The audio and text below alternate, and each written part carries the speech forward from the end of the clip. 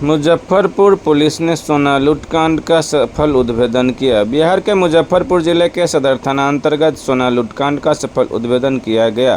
कुख्यात दुर्दांत मुख्य अपराधकर्मी मास्टरमाइंड द्वारा पुलिस टीम पर किया गया था फायरिंग।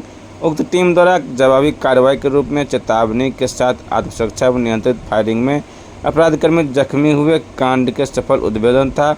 गिरफ्तारी में सम्मिलित टीम को वरीय पुलिस अधीक्षक मुजफ्फरपुर द्वारा 31,000 रुपया से किया गया पुरस्कृत। वरीय पुलिस अधीक्षक मुजफ्फरपुर के राकेश कुमार ने की मामले की पुष्टि।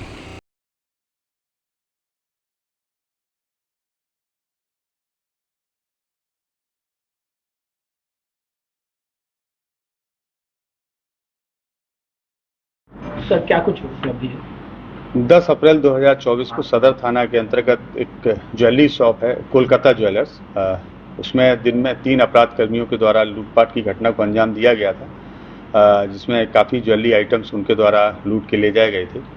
इसी घटना के आलोक में एक SIT बनाई गई थी जो सिटी SP उनके नेतृत्व में बनाई गई थी और DSP टाउन 2 और ASP टाउन और हम लोगों की जो DIU की टीम है और सदर थाने की टीम इसमें लगातार होमवर्क कर रही थी।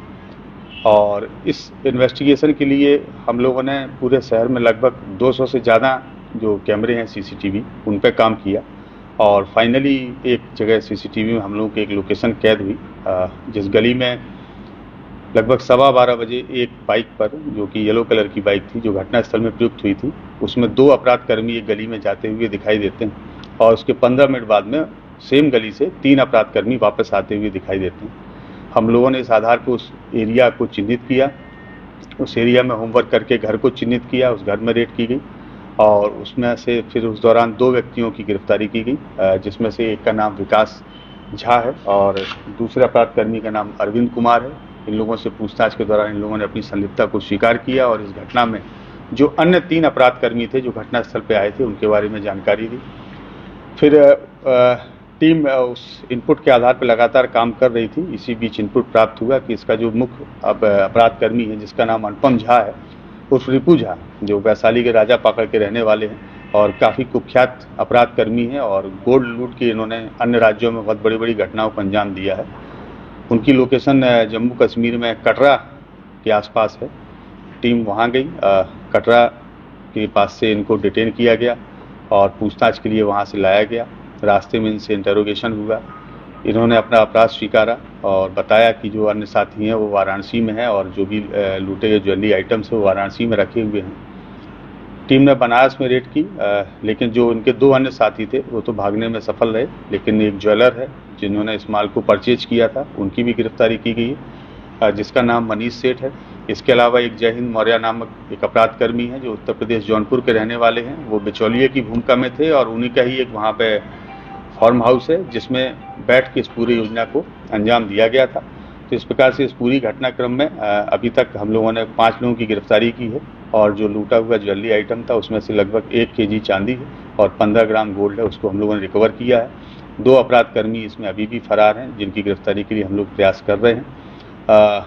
कल देर रात्रि में जब इन सारे अपराधकर्मियों को जिला लाया जा रहा था बनारस से, तो उसी क्रम में आज सुबह 4 बजे जो मुख्य अपराधकर्मी अनुपम झा, इन्होंने 4 बजे शौच के बहाने से गाड़ी से उतरे और हम लोगों के पुलिस पदाधिकारी उनके बगल में खड़े थे, उनके द्वारा पुलिस पदाधिकारी को धक्का दिया गया और धक्का दे के ज़मीन में जब वो गिर गए तो उनका पिस्टल निकाल के पुलिस के ऊपर फायरिंग करते हुए भागने की कोशिश करने लगे।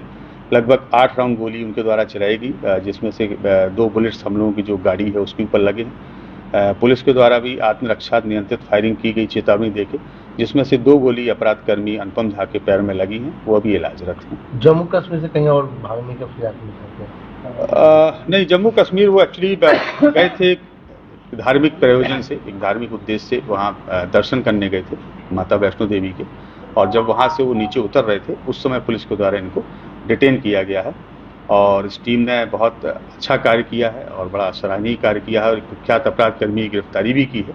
ये अपराधकर्मी अभी छत्तीसगढ़ में दुर्ग में वांटेड हैं। 2023 में इनकी गिरफ्तारी वहाँ पे एक ज्वेलरी लूटकांड हुआ था, अमलेश्वर सर्राफ थे उनकी दुकान पे और गोलीबारी के दौरान उनकी हत्या भी इनके द्वारा कर दी गई थी, इनकी टीम के द्वारा। और जब इनकी गिरफ्तारी की गई तो ये हॉस्पिटल में एडमिट हो गए बहाना बना के और हॉस्पिटल में इनके सहयोगी लोग आए जिनके द्वारा वहाँ फायरिंग की गई और हॉस्पिटल के कर्मियों को और वहाँ के पुलिसकर्मी जो ड्यूटी पर थे उनको बंधक बना के एक कमरे में बंद कर दिया गया और इनको लेकर भागने में वो लोग सफल हो गए। तो जो दुर्ग की टीम है वो भी शीघ्र यहाँ पहुँच रही है और जो केस में वांटेड है उसमें वो लोग इनको रिमांड पर लेंगे। गोली मारी जा रही है।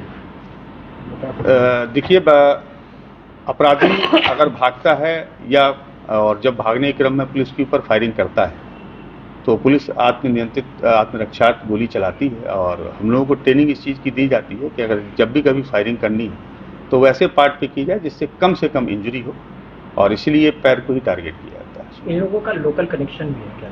हाँ, लोकल कनेक्शन है इसमें, चूँकि ये जो मुख्य अपराध कर्मी हैं ये लोग तो बगल के ही ज़िले का रहने वाला है और इनके एक रिलेटिव हैं जिनका नाम विकास झा है। ये यहाँ कुर्नी में रहते हैं और विकास झा ने ही इनको जो मकान यहाँ पे है वो उपलब्ध कराया था। इसमें एक अरविंद नामक व्यक्ति भी है जिसका पहले गिरफ्तारी की गई है। विकास और अरविंद दोनों इसी ज़िले में रहते हैं और उन्होंने ही इसमें लाइनर की भूमिका निभाई। और कहीं भी इन लोग के ऊपर मामले दर्ज हैं क्या? हाँ, इनका एक काफ़ी लंबा आपराधिक इतिहास है जो मैं आप लोगों के साथ शेयर कर रहा हूँ। इनके ऊपर टोटल 7 केस हैं जिसमें से एक केस जो सदर थाने में लूटपाट हुई थी वो है और इसके अलावा बाकी केस जो है वो छत्तीसगढ़ में रायपुर ज़िले में है और दुर्ग ज़िले में है। रायपुर में भी एक बार जब इनको एक केस के लिए पेशी के लिए ले जाया जा रहा था कोर्ट में तो वहाँ भी ये न्यायालय से भागने में सफल हुए थे और ये टीम ने काफ़ी अच्छा कार्य किया है, इसलिए टीम को आप लोगों के समक्ष ही 31,000 रुपये से